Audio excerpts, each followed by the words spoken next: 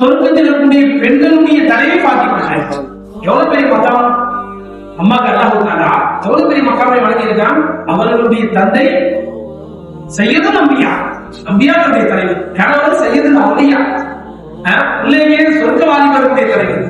இவங்க சொர்க்கத்து பெண்களின் தலைவர். அல்லாஹ் அக்பர். அம்மாவுடைய வரலாறுகளை எடுத்து படிக்கும் பொழுது ஆரிஃபீன்கள் அவுலியா அல்லாஹ் அதிலிருந்து எவ்வளவு இவ்வளவு படிப்பினைகள் எடுத்திருக்கிறார்கள் என்று பார்த்தால் மிக ஆச்சரியமா இருக்கு. ரசூலுல்லாஹ் எந்த அளவு பாத்திமா நாயகத்தை நேசிப்பாங்களா? சஃபர்ல கிளம்பி போறதா இருந்தா கடைசியா பாத்திமா நாயகியை பார்த்துட்டு ரசூலுல்லாஹ் போவாங்க. திரும்பி சஃபர் முடிச்சு வரும் பொழுது முதல்ல பாத்திமா நாயகி ரசூலுல்லாஹ் பார்ப்பாங்க.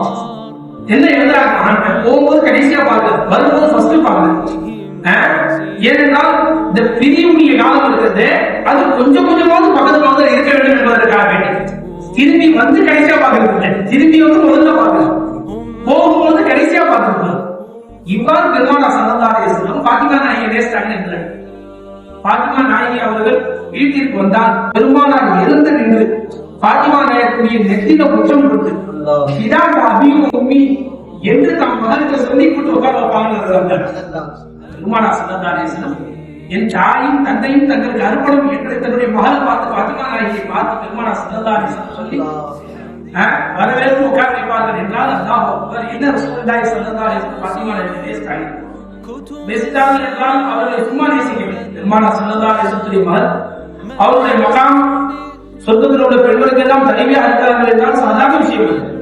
ஒரு தடவை பாத்திமா நாயகி பெருமானார் ஸல்லல்லாஹு அலைஹி வஸல்லம் போய் சொன்னாங்க, நிஜமான எனக்கும் அலிநாயகம் என்னுடைய கணவருக்கும் மத்தியில பேச்சுவார்த்தையில கொஞ்சம் பேச்சுவார்த்தை நீடும் பொழுது என் கணவருக்கு வருத்தம் வரும்படியாக வார்த்தை நான் பேசுவேன். வருத்தம் வரும்படியாக வார்த்தை பேசினா அதிக கோச்சுக்கிட்டாங்க.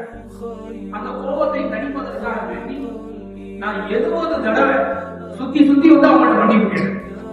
அலிநாயகத்துக்கு 70 தடவை மன்னிப்பு கேட்டேன் செஞ்சார். 70வது மன்னிப்பு கேட்டதுக்கு அப்புறம் அலிநாயகம் பொருந்திக்கிட்டாங்க என்று ரசூலுல்லாஹி ஸல்லல்லாஹு அலைஹி வஸல்லம் பாத்திமா அம்மா நடந்த செய்தியை சொல்லி காட்டாங்க.